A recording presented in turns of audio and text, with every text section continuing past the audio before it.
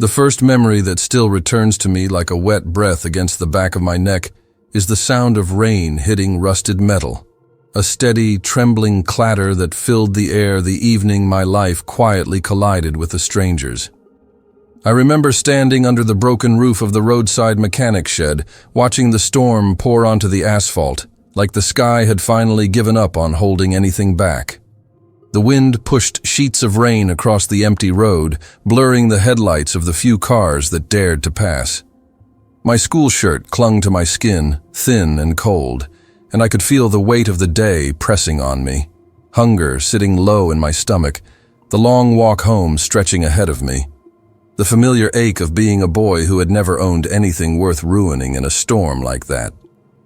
But then, beneath the drone of water, I heard a sound too soft for the storm, yet too sharp to ignore. A small whimper, a trembling cry. I stepped out from the shed and squinted into the darkness, the rain stinging my eyes, and saw a basket, an old woven carrier, turned halfway on its side near the gutter. For a moment I thought it was just the wind pushing trash around, but then the faint cry came again, fragile and desperate. My feet moved before my mind did. When I reached the basket and bent over it, the sight jolted something deep in me.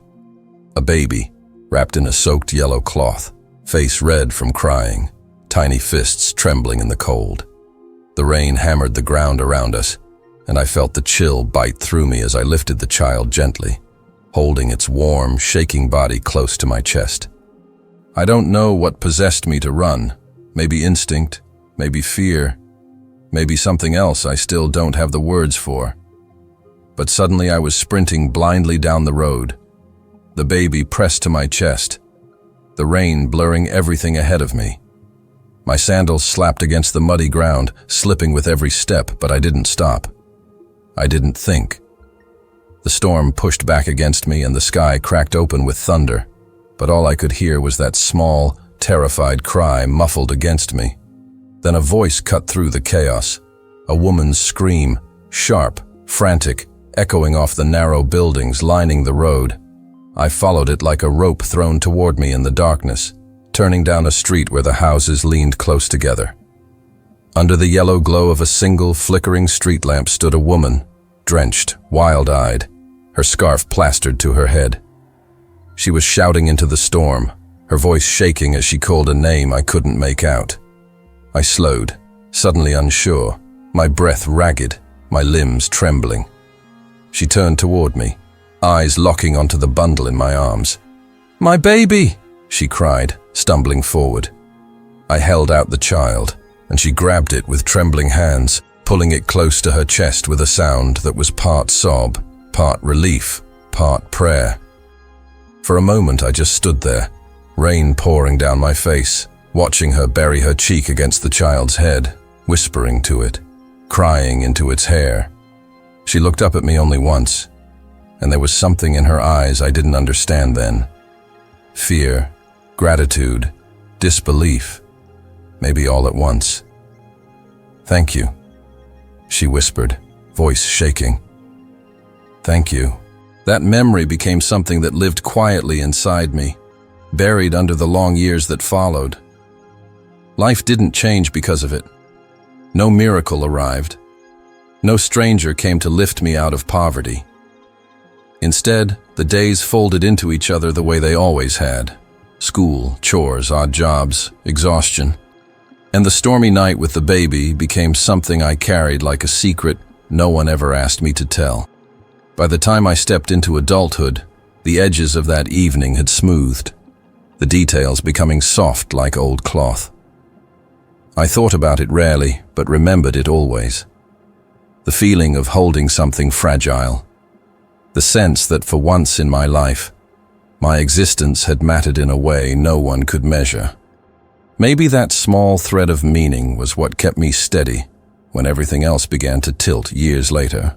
On the morning of my wedding day, that same kind of gray sky hung over the city, the clouds swollen with unspilled rain, the wind pushing a cool draft across the yard outside my window. I sat in my car for longer than I should have, hands lightly shaking as they rested on the steering wheel. The world outside was quiet except for the low rumble of morning traffic in the distance.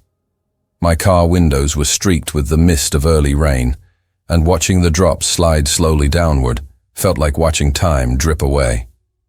My reflection hovered faintly in the glass, older now, sharper around the jaw, more composed than the boy who once ran through a storm with a child clutched to his chest, yet carrying the same quiet unease that had always lived in me.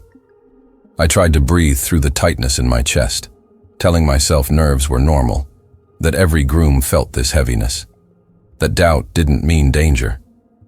But something inside me felt unstably tilted, like a chair balanced on one uneven leg.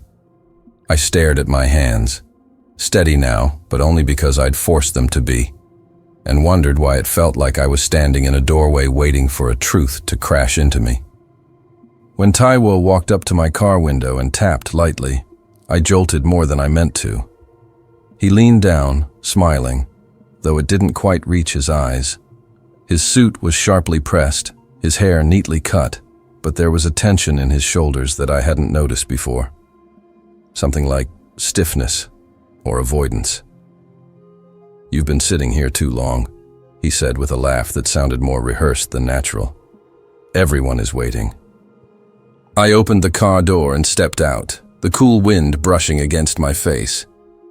For a moment, Taiwo put his hand on my shoulder, the gesture meant to anchor me.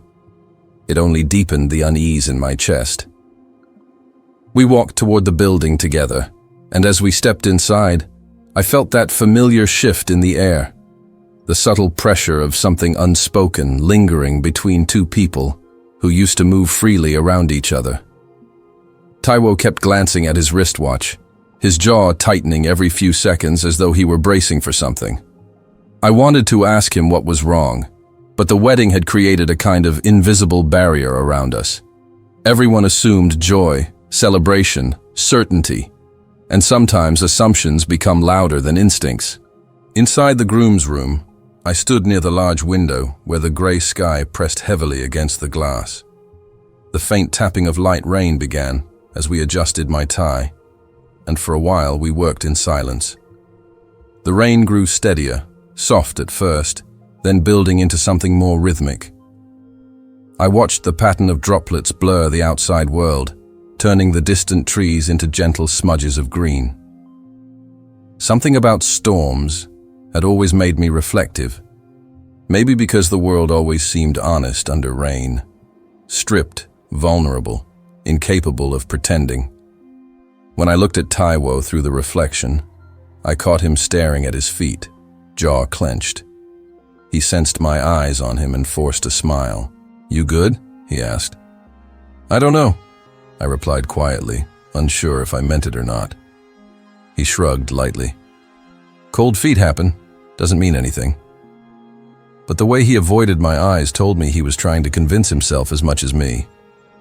Then, through the thin walls, I heard a voice, soft, muted by distance, but familiar enough to pull my attention. It was her, the bride.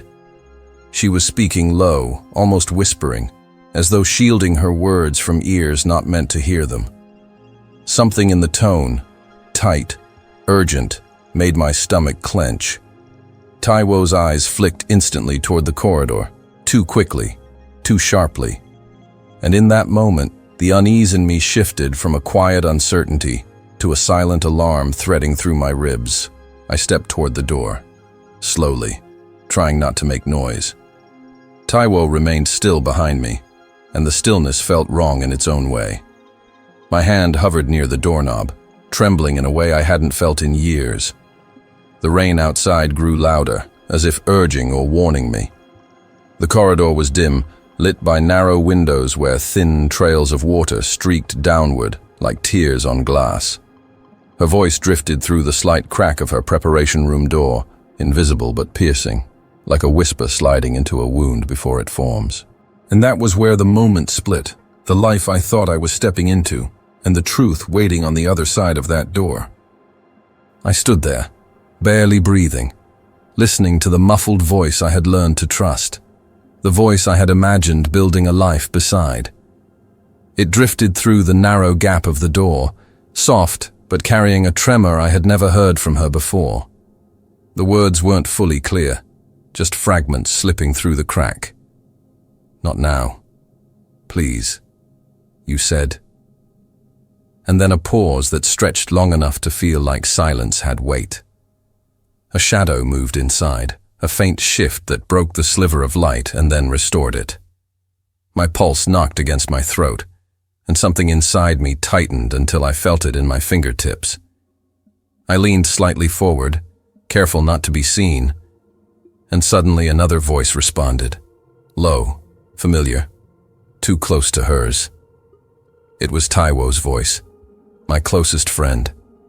The friend who knew my doubts, my hopes, the quiet corners of my life I never showed anyone else. His tone was strained, like someone juggling fear and frustration. "We can't talk here. You know what today is," he murmured, followed by a shaky exhale. I froze. The corridor felt colder.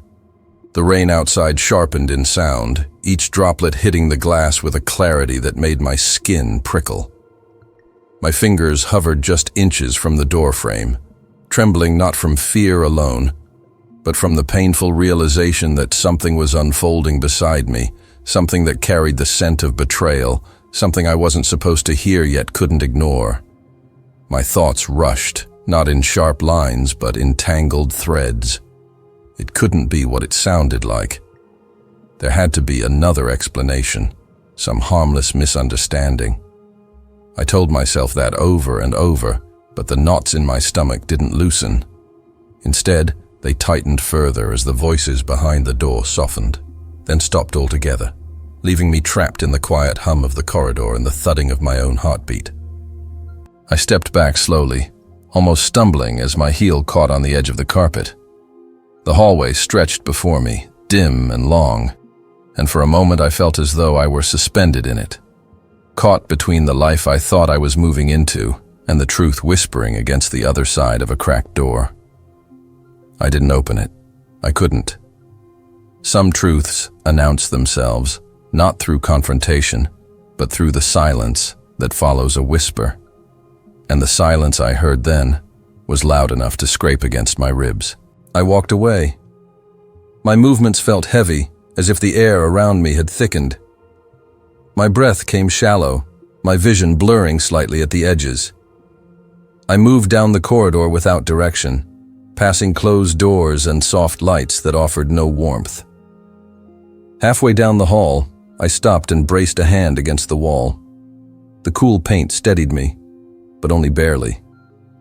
I exhaled slowly, trying to unclench my jaw. My mind replayed the fragments of their conversation, looping them like a wire tightening around my chest. It wasn't proof. I didn't have proof. But sometimes the space between two people says more than their words ever could. I pushed myself upright and forced my legs to move again, taking the stairs instead of returning to the groom's room. I needed air. I needed something that didn't feel staged or decorated or watched. At the base of the stairs, the lobby was quiet, except for the soft hum of workers adjusting flowers near the entrance. They offered polite smiles, unaware of how my world felt like it had tilted in the last few minutes. I walked past them, toward the side corridor, where a narrow window overlooked the courtyard. Thin streams of rain slipped down the glass, tracing uneven paths. I pressed my hand gently against the cold surface, letting the chill bleed into my palm. That was when I heard footsteps behind me. Soft, measured, not hurried. I didn't turn immediately. Something about the steps felt unfamiliar yet deliberate. When I finally looked over my shoulder, I saw her standing at the mouth of the corridor. Not the bride, not someone I expected. A woman in a deep burgundy dress that caught the dim light and gave it back in soft, warm glimmers. Her hair fell in long, textured waves over her shoulders, and her posture was calm, poised, almost grounding in contrast to the unraveling inside me. She watched me with eyes that held neither judgment nor curiosity, only recognition, as though she'd been looking for me specifically. For a moment, we simply looked at each other, the silence between us strangely gentle. Then she stepped forward, her heels clicking lightly against the floor, her movements unhurried. She stopped a few feet away, leaving enough space not to intrude but close enough for me to feel her presence. "Ayo," she said softly. Her voice carried a warmth that felt strangely familiar, though I couldn't place it. I blinked. "Do I know you?" She smiled, not wide, not eager, just a soft, understanding curve of her lips, as though she expected the question. "Not in the way you remember," she replied, her voice low, smooth, steady. Then she reached into her purse and pulled out a white linen handkerchief, freshly folded, untouched. She held it out to me gently. "You look like someone fighting something inside," she said, "and sometimes people forget to breathe when that happens." I stared at the handkerchief, my throat tightening unexpectedly. It wasn't the object that struck me. It was the softness of the gesture, the way she offered it without pressing, without assuming. Just quietly, like someone who knew how to approach a wound without making it worse. After a moment I took it, my fingers brushing hers lightly. Her hand was warm. Mine felt cold. "Thank you," I murmured, my voice rougher than I intended. She nodded once, then leaned slightly against the wall across from me, her dress forming elegant lines that contrasted with the corridor's muted tones. "You're not okay," she said, not as a question, but as something she had seen before I even realized it myself. I didn't deny it. I didn't pretend. Something about her made pretense feel exhausting. "I heard something," I said quietly, eyes drifting toward the floor. Something I wasn't meant to hear. She inhaled slowly, her expression softening. "Sometimes," she said, "the things we're not meant to hear are the ones we need to hear the most." I looked up at her, studying the calm steadiness in her gaze. There was no sympathy there, no pity, just a kind of knowing that made my chest tighten with a strange mixture of fear and relief. "Who are you?" I asked again. This time not from confusion, but from a deep sense that she mattered somehow, that her presence wasn't accidental. She didn't answer immediately. Instead, she stepped closer, just enough that her perfume, something warm, subtle, faintly floral, drifted around us. Then she lifted her hand to tuck a loose strand of hair behind her ear, her movements quiet and deliberate. "I've been looking for you for a long time," she said softly. "Since before I knew your name. Before I could even speak." Her words hit me like a soft but heavy weight. Something in my chest stirred, a memory I hadn't unpacked in years. Rain. A baby wrapped in a yellow cloth. A woman's desperate cry. My teenage hands clinging to a fragile body. The storm that swallowed us all. I stared at her, breath caught somewhere between past and present. She saw the recognition dawn before I could form the words. Her lips curved slightly, tenderness woven into the small smile. "Yes," she whispered. "I was the baby you saved." The corridor felt suddenly smaller, the air thicker. My mind reeled silently, memories flooding back in fragments, the storm, the basket, the weight of that tiny body against my chest. I saw it now in her eyes, something familiar, hidden beneath maturity and time, something I never thought I'd encounter again except in memory. She watched my expression shift, her gaze softening even further. "My mother told me the story so many times I felt like I remembered it myself," she said. "She said a boy appeared out of the storm that night. A boy who didn't look back or ask for anything. A boy she never forgot." I exhaled shakily, the realization washing over me in quiet waves. I never thought I would meet you," I said, my voice almost a whisper. "Neither did I," she replied. "But life pulled our paths together again today. Maybe for a reason. Maybe because you need someone who knows how to stand beside a storm without running from it." Her words settled deep inside me, not as comfort, but as truth spoken gently. And as the rain tapped steadily against the windows, something in me shifted, like a door quietly unlocking inside a dark room. I didn't know it yet, But this was the moment everything began to change. The morning of the wedding began with a pale, colorless light, the kind that slips in through half-drawn curtains like it is unsure whether it should disturb the room or quietly leave. Ao woke before his alarm, lying still in the unfamiliar softness of the hotel mattress, listening to the muted tapping of distant rain against the window. For a long moment he didn't move. He stared at the ceiling as the weight of the day settled over him slowly, like a heavy coat he wasn't sure he had the strength to wear. The air carried the faint scent of starch from the freshly pressed suit hanging on the wardrobe door, mixed with a trace of Zara's perfume lingering on his hands from the night before. He closed his eyes at the memory, her fingers adjusting his collar, her soft hum, the warmth in her smile that he had been clinging to for weeks, as if it could anchor him through the quiet unease that kept resurfacing at the most inconvenient times. It wasn't doubt about marrying her. It was doubt about himself, whether the boy who once knelt in the rain holding a stranger's infant had truly grown into a man capable of keeping promises without losing pieces of himself along the way. He sat up slowly, rubbing his palms over his face, letting the thin morning silence stretch before the day would begin swallowing him whole. There was a strange heaviness in his chest, not panic, not fear, but the tension that comes when you sense a turning point approaching, even if you can't see its shape yet. He stood, walked to the window and drew back the curtain a little.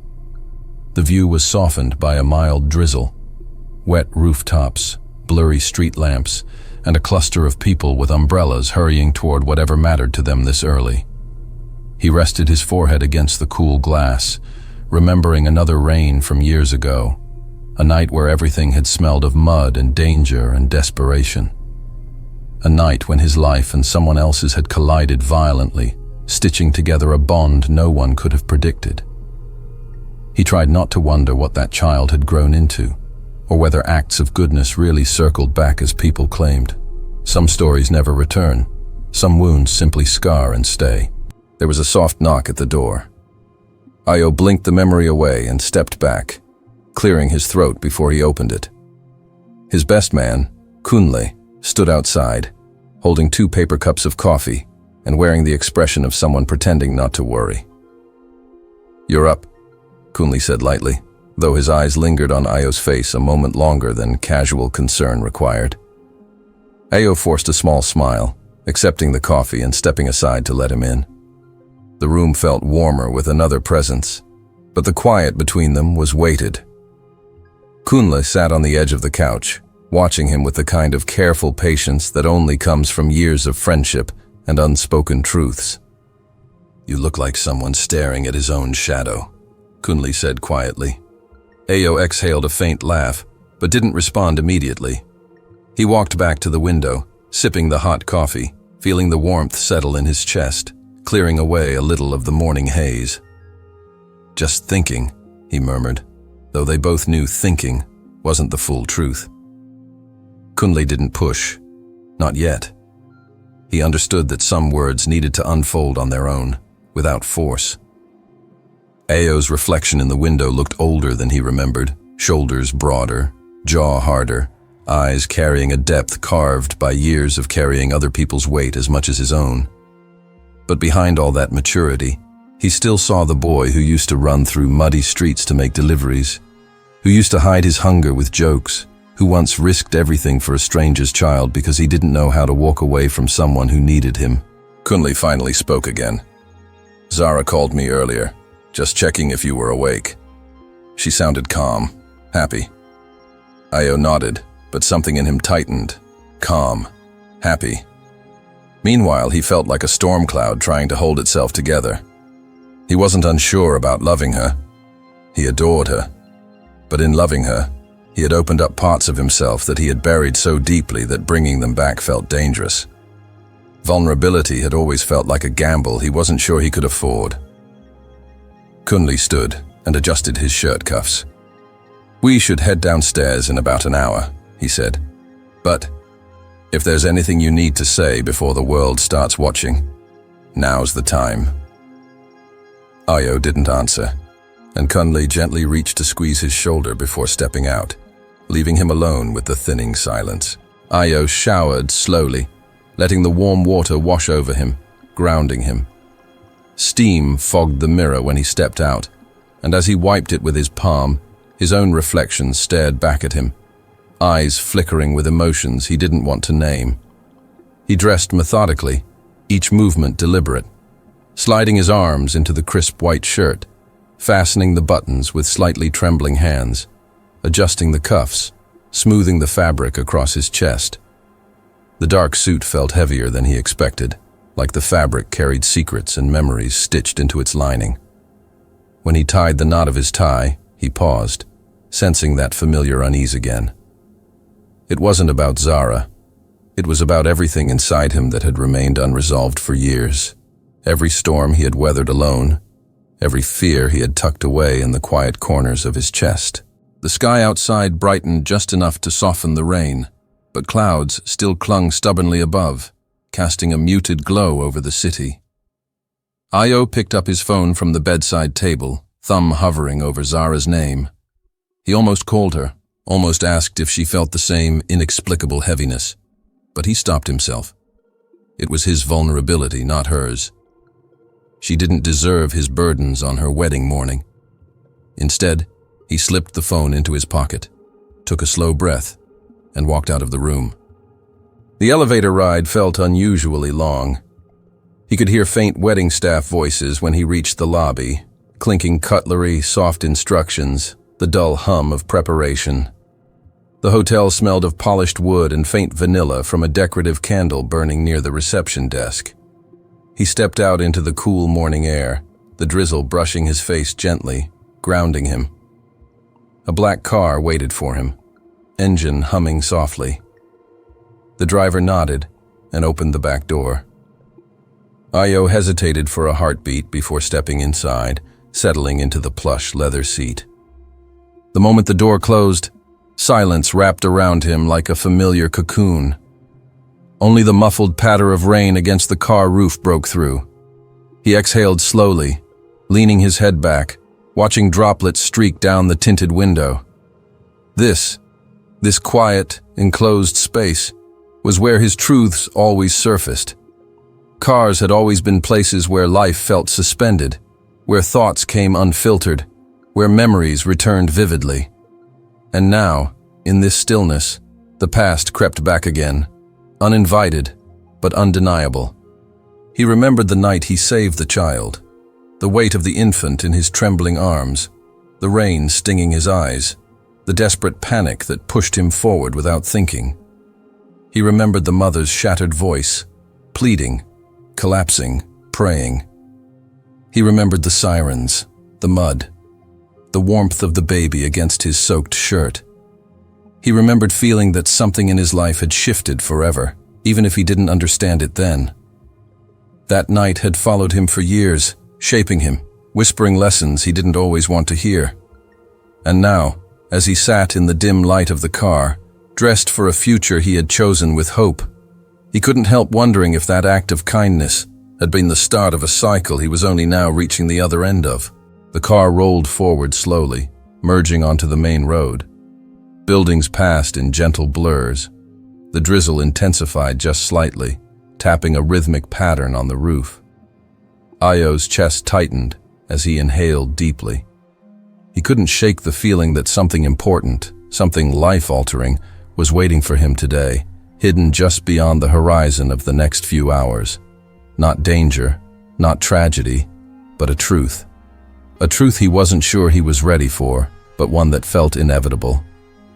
When the car approached the venue, he saw the entrance decorated elegantly, soft white drapes billowing slightly in the breeze, flowers arranged carefully along the pathway, and a few early guests hurrying inside, shielding themselves from the drizzle. Ayo stepped out, adjusting his suit jacket, grounding himself in the moment. Kunle appeared again, relieved, smiling, patting his back. The world around him moved with purpose, but inside him, everything slowed.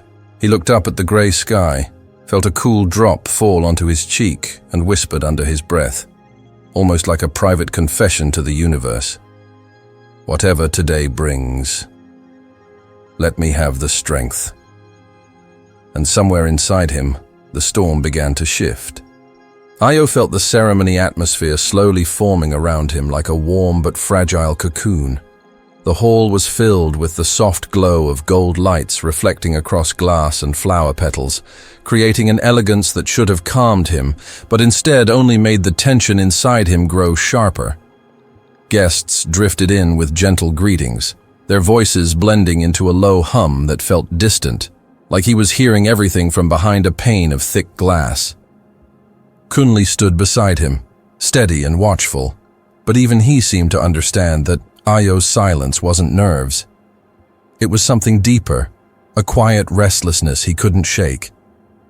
While adjusting the cuff of his suit, Ayo sensed a subtle shift in the air, a ripple of attention turning toward the entrance. He expected Zara, but instead, a young man in a charcoal suit entered with a kind of calm assurance that felt out of place. His expression was controlled, but his eyes carried something intense and unspoken, something directed straight at Ayo from the moment he spotted him across the room.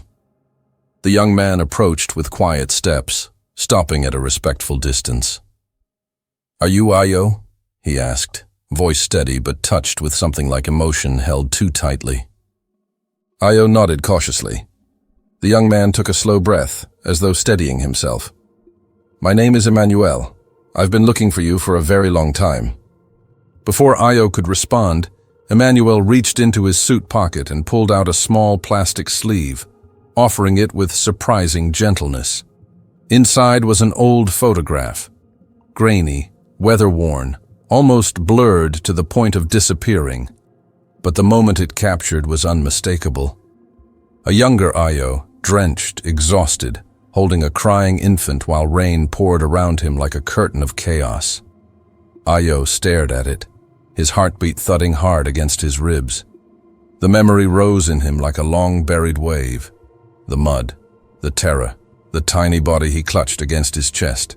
"My mother took that picture," Emmanuel said quietly. "She told me everything. How a boy who had almost nothing risked his life for a baby he didn't know. She used to say hope came running toward us that night." His voice wavered, only slightly. "I am that baby," Ayo's breath caught. The hall around him faded into a soft blur. Emmanuel stepped a little closer. "I didn't just come to thank you. I came because your bride, she needs you. She didn't want to tell you something today, but she shouldn't face it alone." Ayo felt his chest tighten again, sharper this time. "Tell me," he murmured. Emmanuel lowered his voice.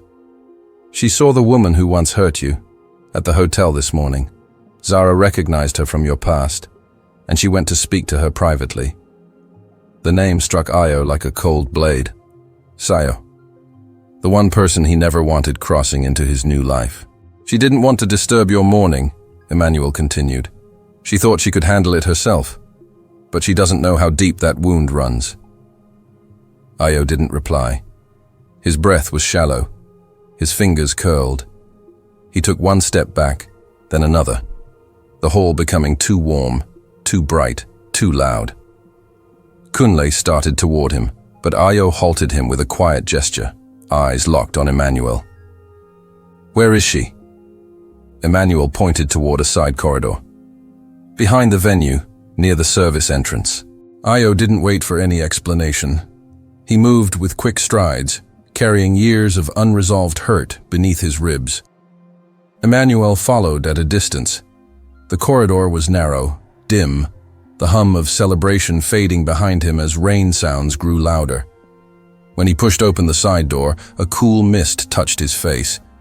The drizzle had settled into a soft, steady fall, and there she was, Zara. Her bold dress was slightly wet at the hem, clinging to her legs in the damp breeze. Her hands were folded tightly, jaw tense, eyes focused. Facing her was Sayo, leaning against the wall with her familiar mixture of arrogance and indifference, though something about her posture looked thinner, as if time had carved pieces out of her. Zara saw Ayo first, Relief flickered across her face, followed by a quiet apology. Sayo's smirk faltered when she noticed him. "What a coincidence," she murmured, her voice just as smooth and cold as he remembered. "Seeing both of you here." But Ayo didn't look at her. He went straight to Zara. "You shouldn't have come alone," he whispered, taking her hand gently. Zara let out a shaky breath. "I didn't want to bring this into your day," she murmured. "I thought I could end it quietly." Ayo finally turned to Sayo, his expression calm but firm. There was no anger left in him, only a quiet closure formed by years of self-healing. "You don't get to enter my life twice," he said softly. "Whatever power you once had, it's gone." Sayo's eyes flickered, unsure whether to defend or retreat. She crossed her arms, but the rain softened her stance, making her look like a shadow of someone she used to be. "I only came to talk," she said, voice wavering slightly. Ayo shook his head. "There's nothing left to talk about."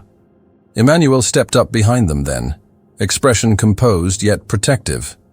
Sayo turned toward him with faint recognition, as though searching for familiarity. But there was none. "You should go," he said to her calmly. "Today doesn't belong to you." Sayo looked between the three of them, at Zara's steady eyes, Ayo's calm resolve, and Emmanuel's quiet strength. She must have realized she had no place here anymore. Without another word, she stepped into the rain.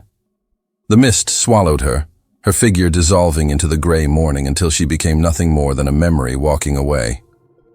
Ayo exhaled slowly, deeply, as if he had finally set down a weight he had carried too long. Zara touched his chest gently. "Are you okay?" she asked softly. He closed his eyes, letting the truth settle inside him. "I am," he whispered, opening them again. "Because you're here, and because I'm done letting the past hold anything over me." Zara held his hand tighter. They stood there for a long moment, rain softening around them, the world quiet except for their breaths. Then Ayo turned to Emmanuel. Their eyes met. A silent recognition forming between two lives intertwined by storms years apart. "You saved me today," Ayo said softly. Emmanuel smiled, humble and warm. "You saved me first." They began walking toward the hall again, the distant music slowly returning, the warm light spilling outward to welcome them. And just as they stepped inside, the rain outside eased into a delicate drizzle, almost as if the sky itself had decided to release everything it had been holding. Ayo paused at the doorway, glancing back one last time at the soft gray morning. He felt Zara's hand slip into his. Emmanuel stood behind them with quiet pride. And in that moment, Ayo understood something he never learned from hardship, but only from healing. Sometimes storms don't return to break you.